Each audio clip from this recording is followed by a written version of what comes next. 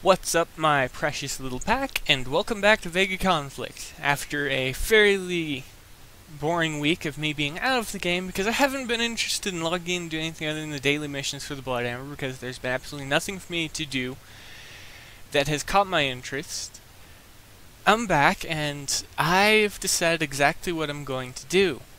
First and foremost, the destroyer setup that I talked about will be in the description of this video. It will have limited requirement tech, but most of which should be available to you within these strikes. Second, questions. First, for Burbo the Turbo. You were wondering how to get the Eclipse driver, and I'm unaware of where it is currently at, but before we had a problem. It wasn't in the strike it was supposed to be in with the matching ship, which was the Liberator Destroyer, which would be in an alien strike, which would be the alien strike rotation for destroyers. I don't know if it's there now or not. I don't actually know where it's at, because the game has become such a jumbled mess it's not even funny. And that's something I'm going to talk about in today's video. But to start with, I just barely logged in. As you can see, I haven't closed menus and stuff like that, so there's stuff still up. However, there's actually good stuff. First off, let's take a look at the crafting offer, and see what they've got. $100 for enough to make a few Mark 5 profits. Not gonna happen. Oh great, they're selling the crap ship. The thing that just trolls everybody for $35. Everybody that is smart should pass on that, because this is one of the trolliest ships ever. It is built to be unfair, and I use mine for PvE more than I use it for PvP, just because it's that efficient at what it does. Next up, we have an offer, and I've already logged in and claimed my first reward, and I completed my mission for today, and they won't reset for another little while. So whatever this is, it's going to be shown to everybody. So let's go ahead and let's just take a look at what we get.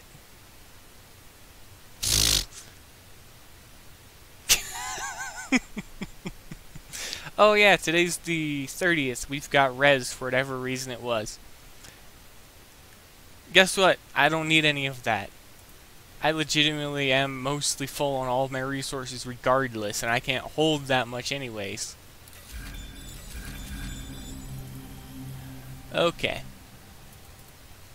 First off, we're going to ignore the fact that Alliance War is starting, because it isn't the focus of this video. I'll talk about everything later on. The focus of this video is actually going to be Kixeye and the fact that they've failed to fix the game over and over, and there's actually extremely easy ways they can fix it. However, it will be extremely painful for them. And for anybody who loves to kick Kixeye while they're down, well, this is going to be a video for you. So go ahead and kick back, and I'm going to get started. First, during combat, any player will typically see on PC or mobile that a disconnect has occurred. Kixeye has said repetitively, from what I understand, that it is on the player's end, and that is incorrect, because even high-speed internets have problem with the game. And I've actually summed it up to broken coding. Well, not specifically broken coding, improperly placed coding. Now, what does that mean? What I'm referring to is the fact that the coding within the game is built for two separate devices. They built it for PC, specifically for browsers, because the game started off as a browser game on Flash, then went over to Unity, and it went over to the mobiles as well. Well, when they made the separation and combined both the browser/PC version and the mobile version, they failed to recode the game. So along with everything on a tablet or whatever you're playing on mobile being cramped, it's still the exact same UI that you have on PC, and it's not strictly customized for mobile as efficiently as it could be. Everything you see right now will be different if you're on mobile, because they do at least have a few changes, but not enough to actually make a huge difference. It should be vastly different from how it is on PC, because we have access to a keyboard and a mouse, which allows us to have access to more easy controls and things like that. And along with that, the disconnect is occurring because the coding is mixed between both the PC and the PC and the mobile, and it is most likely causing a conflict between the two, and the PCs and the mobiles don't know which they're currently using because they're all using the same coding, and in turn cannot choose which to connect to. Are they connected to a wireless source, or are they connected to a wired source? Are they connected to a 3G or a 4G or whatever G connection or network is currently being used by a phone, tablet, whatever you're using? And it confuses the game, so it starts off in the fight being normal, and then after a little while in the fight, it'll show the disconnect. Okay, now time to start talking about how KIXEYE can fix the game. First and foremost, go through with what you say. There's been plenty of good ideas you said you'd implement into the game. Specifically from the beginning of this year, we're gonna bring that post back up, and I will most likely share a picture of it at the end of this video. The rework for the daily missions. Time has always been a huge constraint on the game. And no matter how you see it, it is always going to be a huge constraint. The addition of time tokens in favor of any number of other things that could have been implemented was a great addition. They're available on a almost daily basis, a bi-daily basis, with the exception of the weekend. And what this means is you can purchase them. However, we couldn't get enough blood amber to clear out the store like we all would like to. And it takes 2 days on average just to get one 4-hour token for 35 blood amber.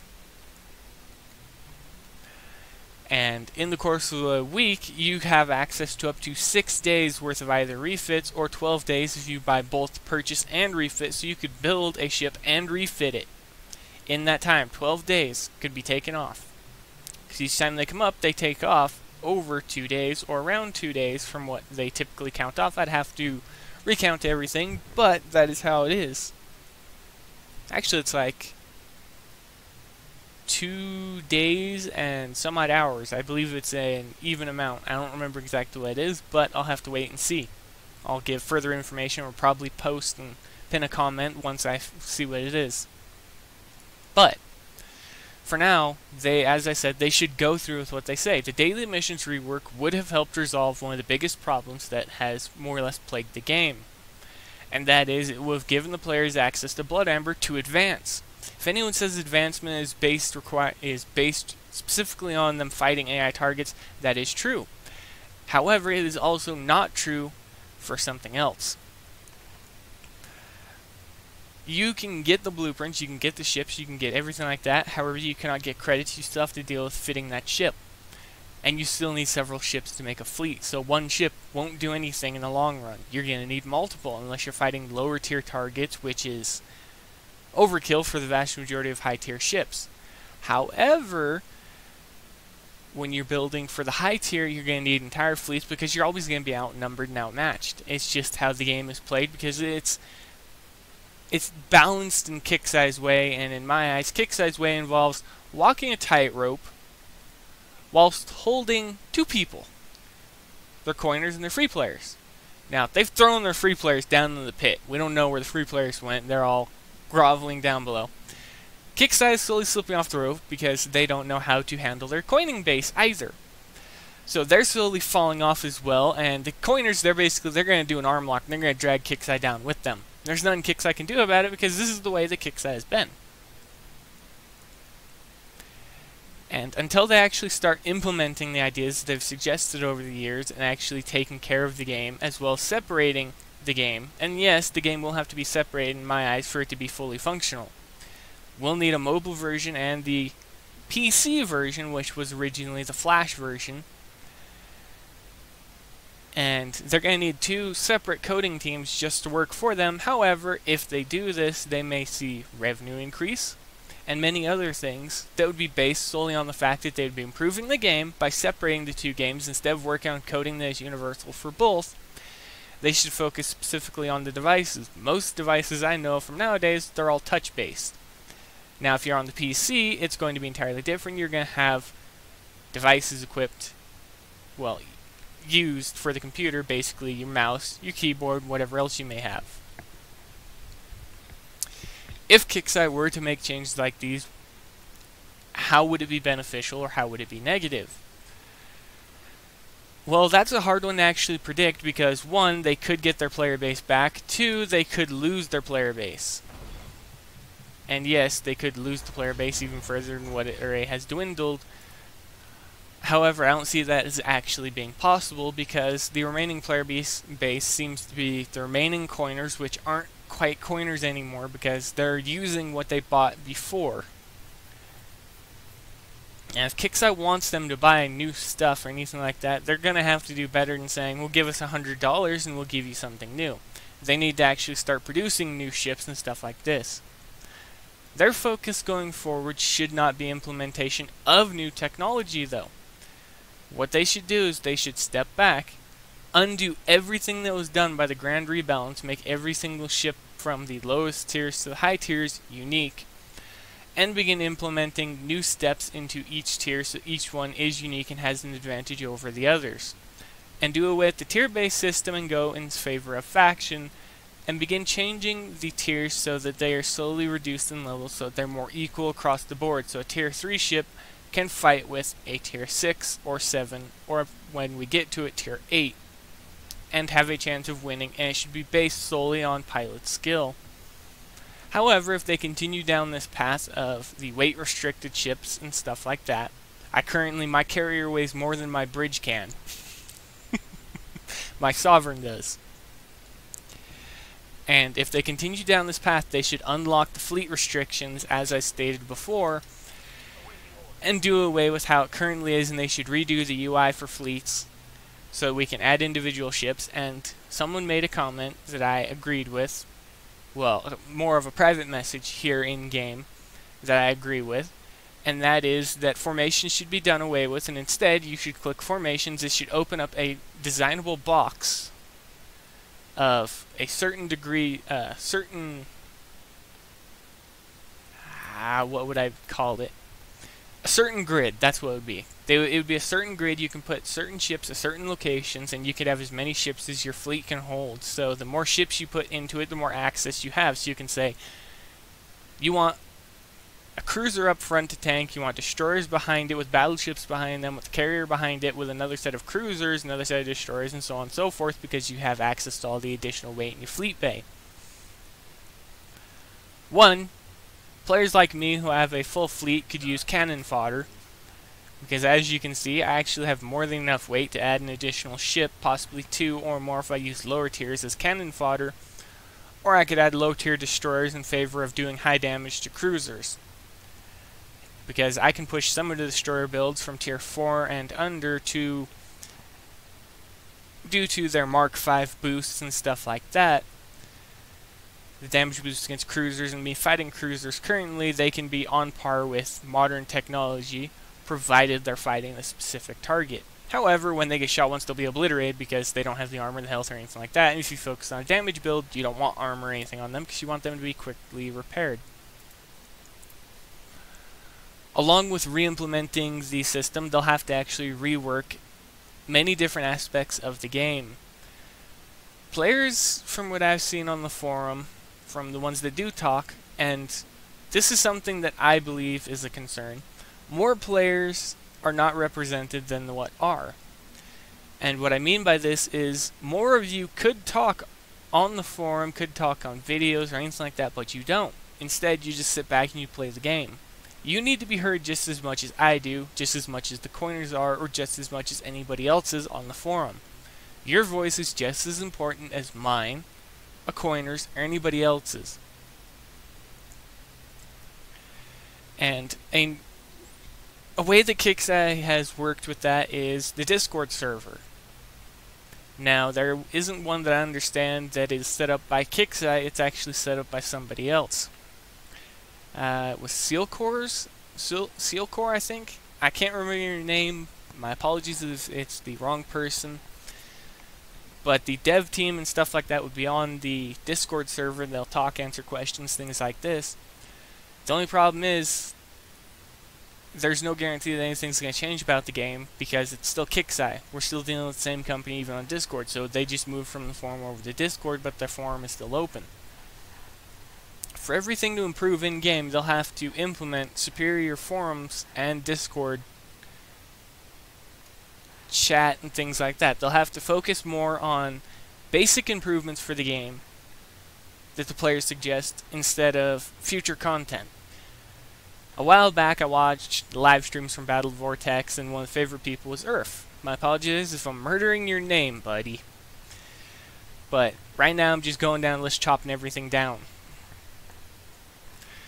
But a while back they had an interview with Paul Priest, and I disagree with quite a few things that certain people say, but when it comes to strategy games, I've been around for long enough to know that I love the games, and free-to-play games should be different in the fact that they're free, but they shouldn't require you to spend enough that you could physically buy several thousand copies of other video games that are fully developed, released, have storylines, are balanced in their multiplayer aspect, and so much more.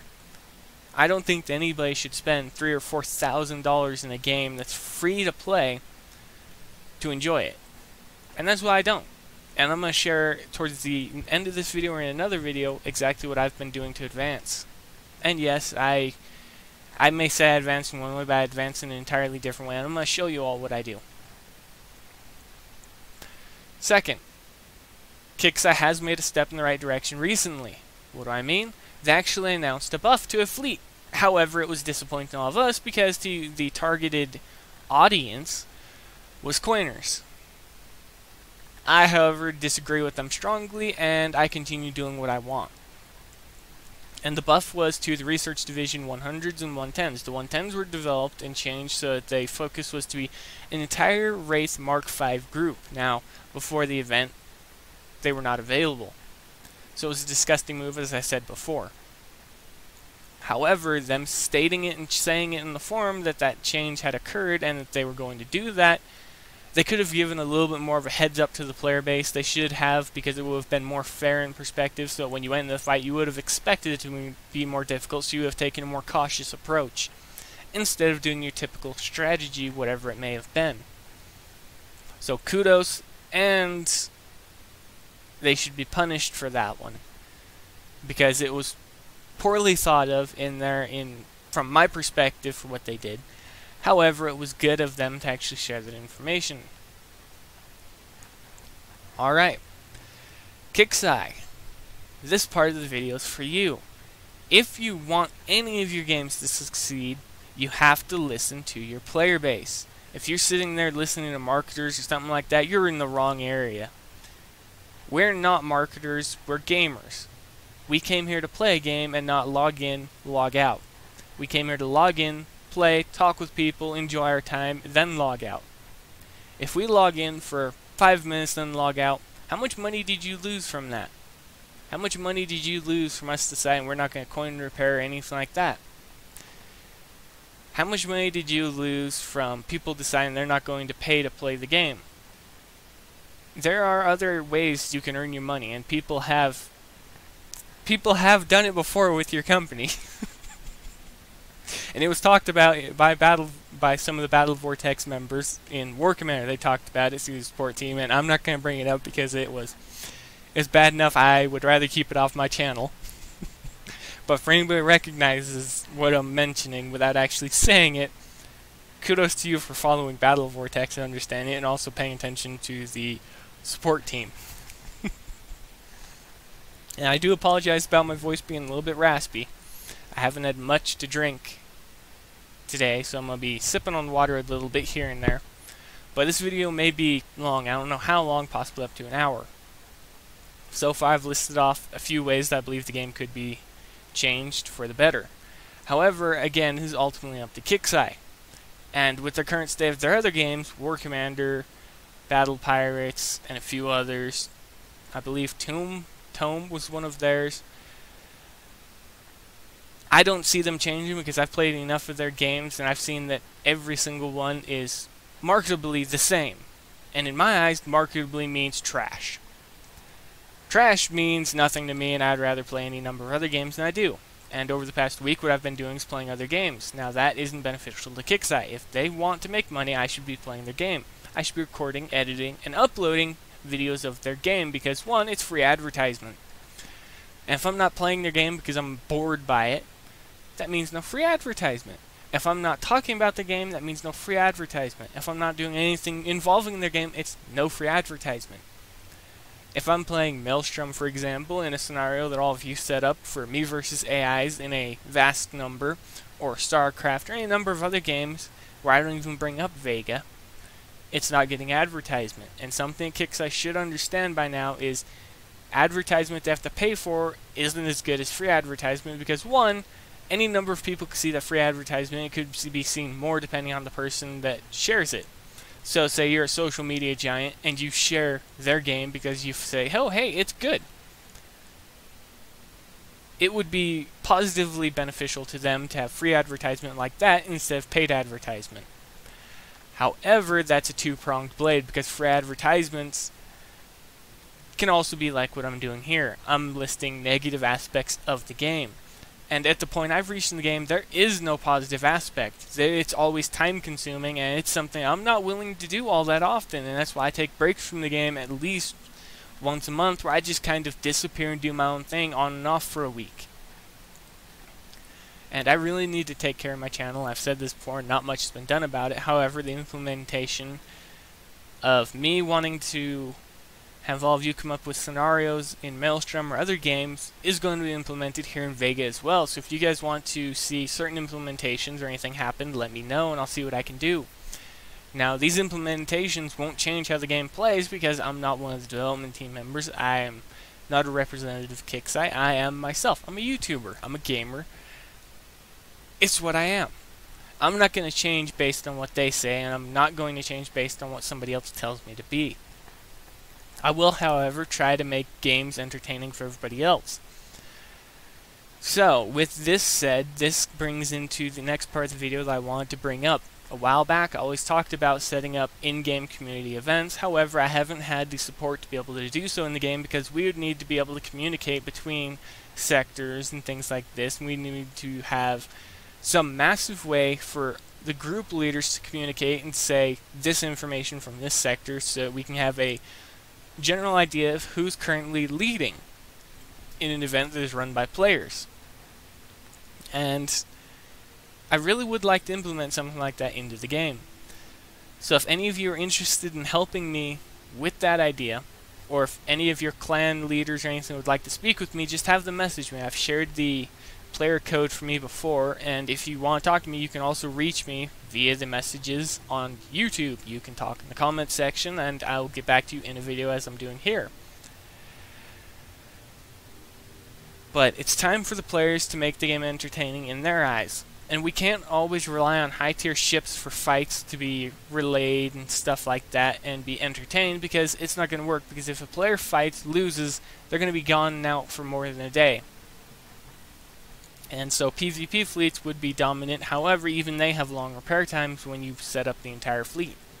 So even they are unfavorable in my eyes. So what can be done... Wow. That's how long I sat there for. Okay. What can be done to implement changes? Well, player-run events should happen and should occur. We should have more influence and more sway within the game. We should do any number of things to actually entertain ourselves in the game. However, I would not support anybody that bullies, harasses, or anything like that. As a matter of fact, I would verbally put them down because it's wrong. Bullying someone just because you feel like it isn't right. Harassing someone in the game just because you're bored isn't right. If you feel like asking them to fight, do it. Don't wait, just ask. Have a fun one-on-one fight. As Toxic has showed, and I'm not referring to toxic players, I'm referring to Toxic Bait, the YouTuber. As he has showed, I do take time to enjoy small fights, and I take low-tier, low-repair time ships to enjoy the fights. And if you turn the AI on, it's fair between both mobile and PC players. There's just so much that could be done with player events in a similar fashion to small 1v1, I mean one ship versus one ship fights, or small group fights between clans that use low-tier ships instead of high-tier ships, because it could be so much more entertaining. First off, Civil War's gone out the window, so I say we take that time from now on to run player-run events. We could run PvE events, PvP events, or any number of other scenarios that we come up with, because we as the players have the power to do this. It's just a matter of planning it out. And we have access to the forum, we have access to Discord, we have access to community-run channels in-game through the group chats and stuff like that. We can do any number of things in-game that could change how we see the game. It's just a matter of being able to do that and take the time. A lot of us want to advance, however we don't have the time to advance and do these other things. There has to be a middle ground, so I'm going to suggest that we just take the events that we don't like doing, just get rid of them, and do whatever we want on those days for scheduled events that are run by players. What would the reward be? Well, it would always be resources. Every single time it would always be resources, because we can't trade, we can't do anything else. We can't say, well, I can give you these ships if you win. I can give you this resource, these coins, this blood amber if you win, because we have no trading system in the game. We can, however, rip open AI fleets and leave the resources for the victor. So let's say we set up an event, we run it for 2 days. At the end, the top player is given 500,000 or 500 million or 1 million or 1 billion of any resource of their choice over the course of several days, so it helps to feed their fueled fight. Well, it would be entertaining to actually do that, and it's time we actually start thinking about doing stuff like this, because the game is boring. Even I find it boring, and things like this I think about quite often. I think it would be entertaining to do, however, the amount of effort that would go into it would be too much for one person to be able to comprehend. Well, not quite comprehend, but carry out. So I would greatly like as many of you to help me with these types of things as possible. And I'm not just talking about small, lonely clans. I'm talking also the massive clans at the top to help arrange things like this. And regardless of whether you're a coiner or not, you'd be allowed to partake in these player events. There would be certain restrictions, but the restrictions would be fair so that everyone would have an equal chance at advancing and doing whatever they want and partaking in the events. The goal of the events would simply be to do something fun, to have something else in the game to do besides what Kixeye wants you to do, which is pay. And that is a strong emphasis on actually being anti-Kixeye in this case, because if you're playing for yourself and enjoying yourself in an event run by players, and it's being governed by players, and it's being conveyed fairly, it can be highly entertaining and highly fun. So everybody go ahead and let me know what all of you think about what I've said thus far below, because we've still got more to cover. And this video may go up unuploaded just because the amount of time it would take to edit it, I honestly don't feel like I should, because the more is left in it, the better in this case. Alright, next thing to talk about. Exactly how can Kixeye implement any number of changes that would be beneficial for the free player base and for the coiners, because this is most likely going to be the most heavily influential decisions that they'll be able to make. So if something's beneficial for the coiners, it should be beneficial for free players and things like this. Okay, let's talk about the daily missions rework as an example. It could have been beneficial for everybody as a group. Why? One, it would have increased the amount of blood amber everybody could have had. It should have been completed and carried through and just implemented. There should have been no ifs, ands, buts, or dilly-dallying or anything like that.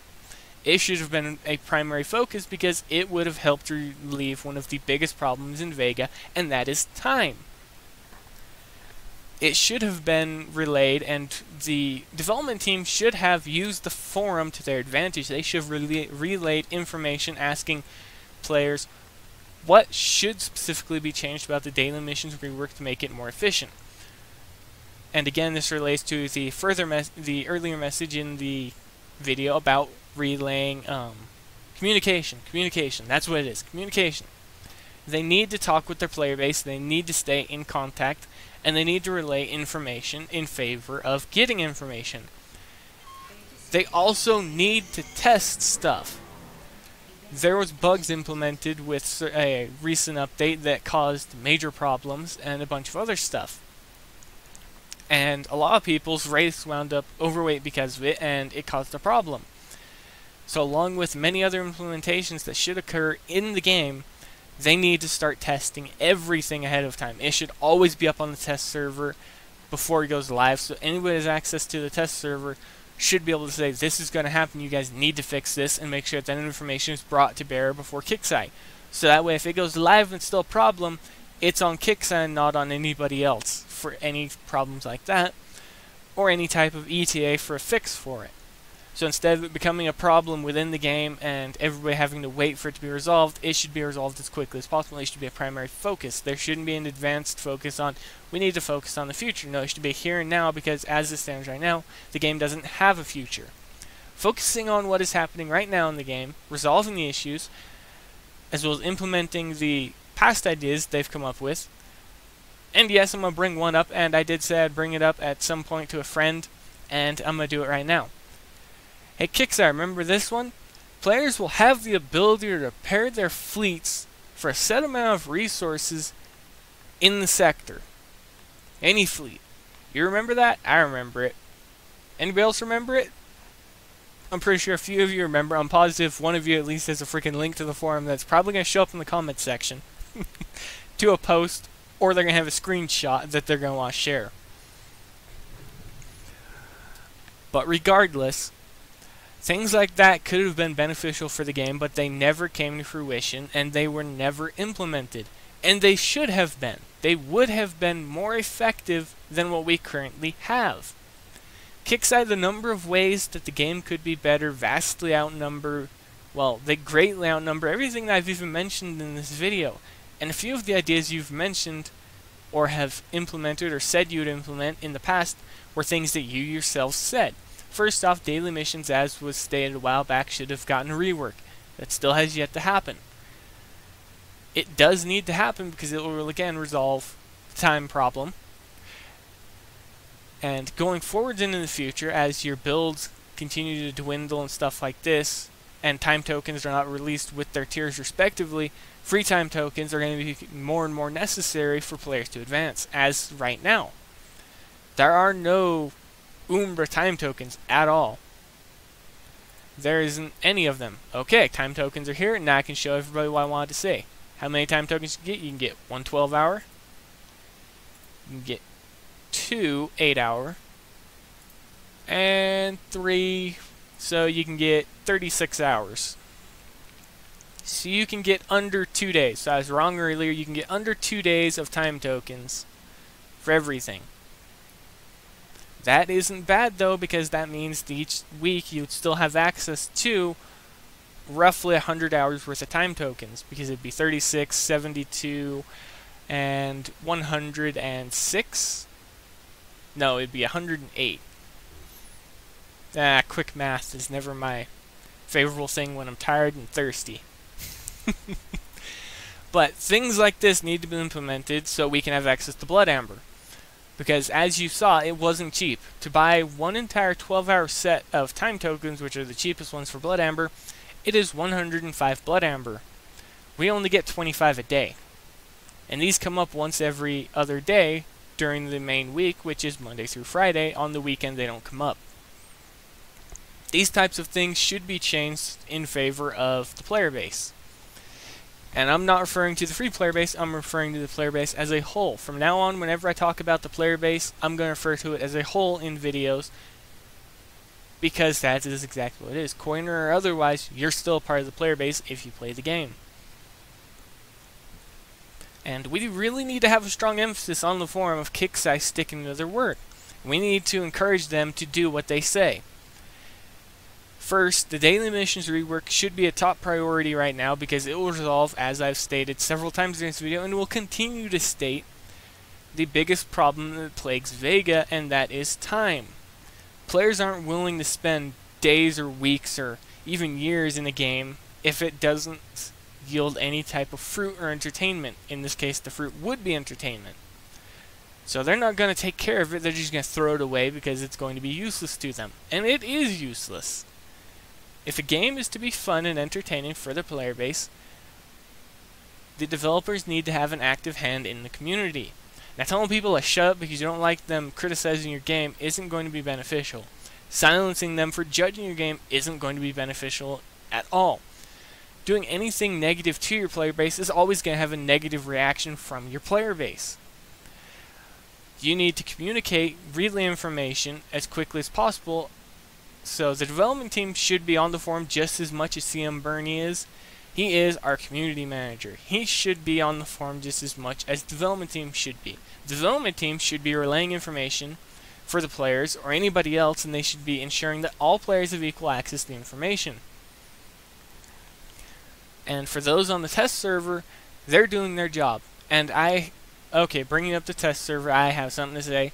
For those of you who think that those on the test server have an advantage over the rest of us, they get to test stuff ahead of us. Your point being? And someone on the forum was complaining that Cyrus was being unfair, not fair, and not sharing his builds. He doesn't have to. He has no obligation to you.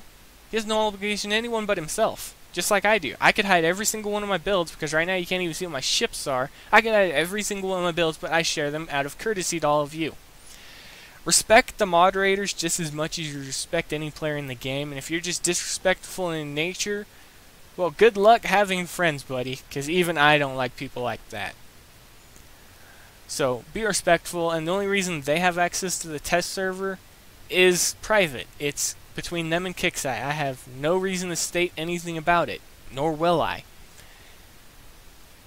Nor do I actually have any interest in being on the test server myself. So if anyone tries to say I'm on the test server, I'm not.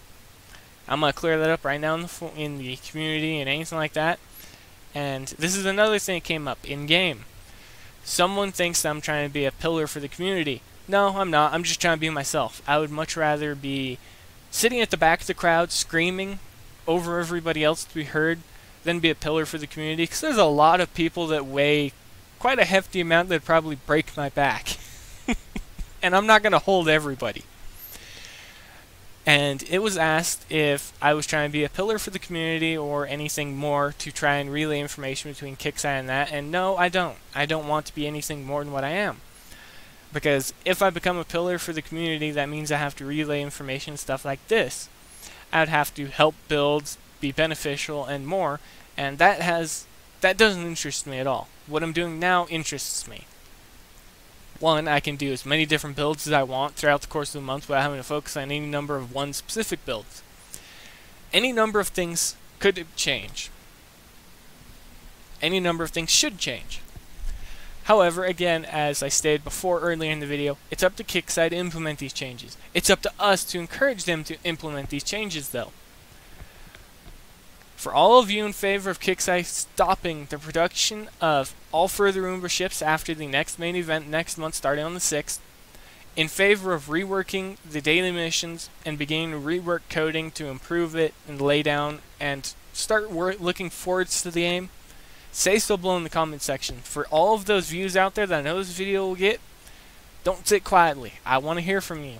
I don't want you to just come watch this video and then leave with more information or with a new opinion. I want you to say in the comments section or on the forum. Be heard and don't just sit quietly. There is still a good number of players in VEGA, but nothing in comparison to what there once was. And we can do so much with the game if we just put our minds to it and start working together. However, we can also try and persuade Kixeye in the long run to provide us with what we need to actually entertain ourselves in the game even further. First off, we could have ways in the game to set up and schedule events that are actually multiple clans, so it'll pop up in here. So, you know, this could be reworked and it could actually be a calendar type setup instead of what it is now. So it says, on this day, this event will occur, and if you click on that day, it'll show everything that would happen on that day. So the rework could also cover the sector activity. We also need to greatly improve the Secure Rebel channel. Any and all information the development team has should be shared through the Secure Rebel channel as they get it. So changes, things like that should be here even before they hit the forum. And we need so much more than just that. Everything I've talked about in this video is just a small drop of what should happen in the game to make it more entertaining for everybody involved, more revenue bound for Kixeye, and just in general a better place. And yes, I know that the forum is a very toxic place, and for the people that are on the forum making it a toxic place, I don't understand why Kixeye hasn't banned you already. Your behavior is unacceptable in some cases. In other cases, it is tolerable. And in some other cases, it's downright funny to just watch you go on a rant, similar to what I'm doing now. But no matter what the reason is, you need to change, because we as a group need to start changing and working towards a better future for VEGA. But it all starts with us being able to improve communications between the entire remaining player base and Kixeye. We need to know exactly what's wrong with the game, and we need to let them know. We have spoken very clearly about everything we think is wrong with the game. However, there's just so much more, because think of it this way. For everybody who's still watching for some reason, think of it this way. Kixeye has to make lines of coding. Well, the development team does. So let's say you have 1,000 lines of coding you've just made, you haven't tested any of it, and you put it on the live server and something goes wrong.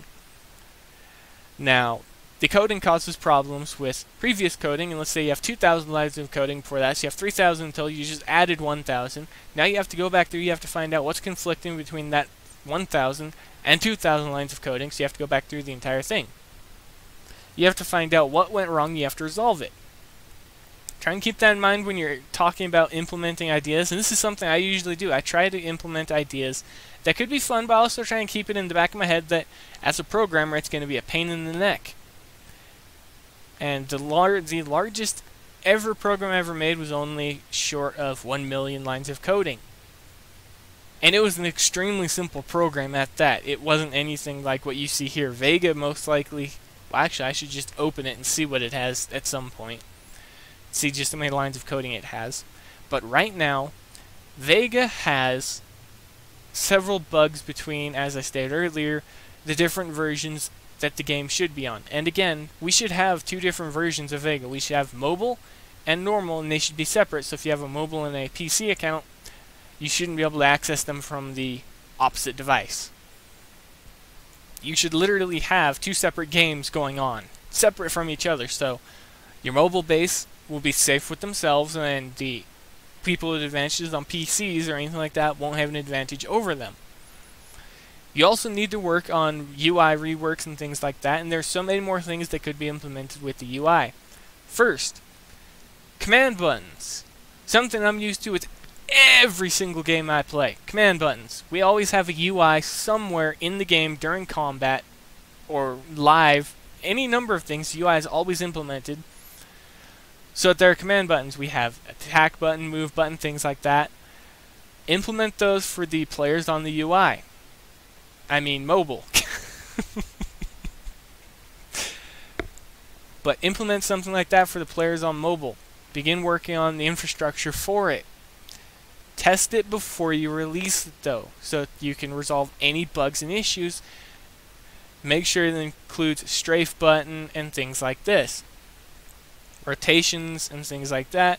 And yes, rotation button would be good for everybody, even on PC, because you click it, it should bring up the little arrow icon over your ship, so you can just click and drag without having to actually click on the ship. So you know, you can click rotation, it'll bring up a little sub menu in the corner, you just click, drag, and it'll turn the face that facing based on wherever it's at. So let's say let's use my bridge as an example for this one. Let's say it is a cruiser. It is currently facing up. I want it to be facing down. So its correlation when you click and hold the button over in the bottom corner for the rotation button is it shows it as being shown as up. So its facing direction is up. I want it to be facing down, click and drag it over down there, and it rechanges so it's facing down now. That's the type of thing that I would like to see. I don't want to see new ships anymore, because so far we haven't seen new ships. We've been seeing reskin ships, and I've stated this before. Dreadnoughts, that's an aspect of the game that I've brought up before that could be a part of the game. And we already have a Dreadnought in-game. The Sovereign is the first Dreadnought that I can see. It is classed as a carrier, but it behaves much like a Dreadnought. It can take a beating, and it can dish a beating very, very easily. And with different implementations, Kixeye could easily add dreadnoughts to the game and other ship classes they come up with that could add variety to the game, and they could add them to older tiers. There is so much. Again, everything I'm talking about in this video is just a drop in the bucket that could be changed.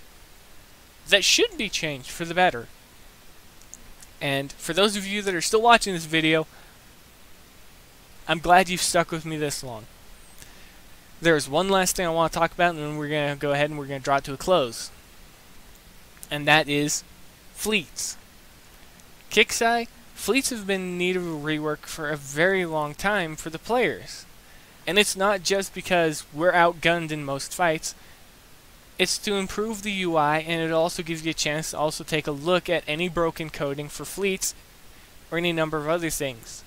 But the fleets menu does need a rework. We need a rework for fleets so we can make more effective use of multiple ships, more than 6, because right now my fleets are limited to 6, everybody's are, and I don't see those as fleets. Those are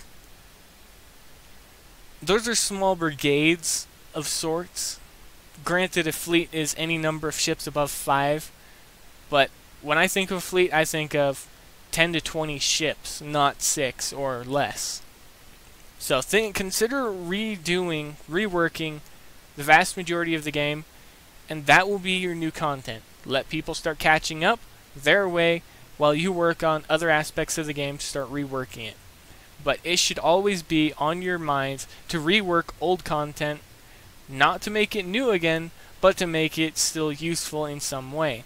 In this case, the fleet rework would make all old tier content more useful, because first off, when I had level 10 fleet bay, I had so much additional mass that I could have used when I was still stuck at tier 3 while I was working on getting into tier 6.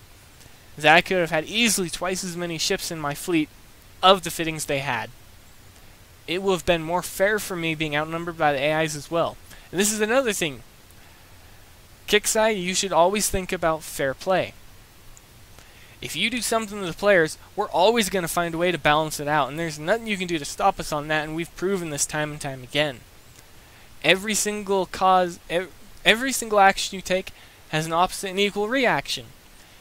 You buffed the 110s and said that essentially coiners would be the only ones to do them. However, they wouldn't do them because they already had what the ships dropped. They didn't need them.